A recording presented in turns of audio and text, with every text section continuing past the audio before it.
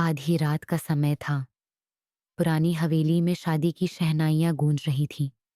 चारों तरफ खुशियों का माहौल था, लेकिन किसी को नहीं पता था कि ये शादी एक डरावने रहस्य में बदलने वाली है।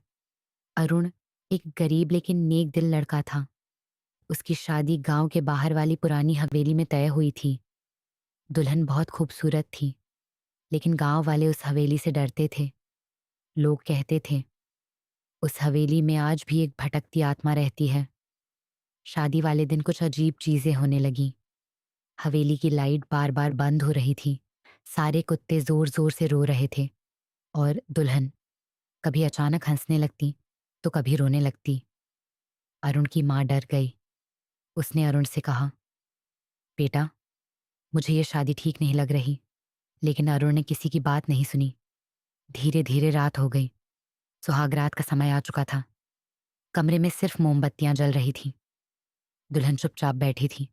अचानक उसने अरुण की तरफ देखा और धीरे से बोली, अगर मैं इंसान ना हुई तब भी क्या तुम मुझसे प्यार करोगे? अरुण हंसने लगा, लेकिन तभी कमरे का दरवाजा अपने आप बंद हो गया। हवा तेज चलने लगी, मोमबत्तियां बुझने लगी और दुल्हन धीरे धीरे हवा में उठने लगी। अरुण डर के मारे कांपने लगा। दुल्हन की आंखें पूरी सफेद हो चुकी थीं।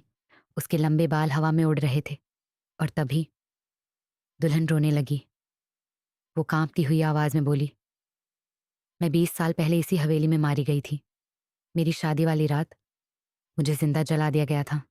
तब से मेरी आत्मा यही भटक रही है। अरुण की आंखों में डर था, लेकिन पहली बार उसे दुल्हन की आंखों में दर्द दिखाई दिया। दुल्हन रोते हुए बोली, आज मेरी आखिरी रात है।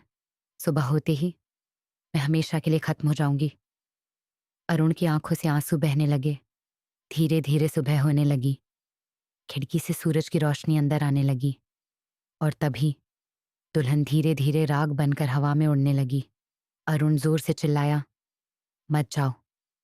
लेकिन तब तक बहुत देर हो चुकी थी। कमरे में सिर्फ उसकी पायल बची थी। बारिश शुरू हो चुकी थी। अरुण जमीन पर बैठकर रो रहा था और हवेली में फिर से खामोशी छा गई।